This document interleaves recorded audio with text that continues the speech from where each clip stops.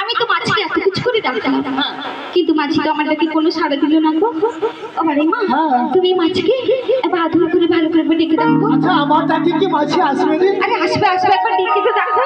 আচ্ছা ঠিক আছে, একবার ডেকে দেখি। ওরে মাঝি ভাই কোথা যাও, লইয়া যাও আমারে, লইয়া যাও রে ও মাঝি।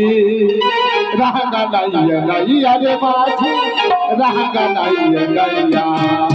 মাঝি ভাই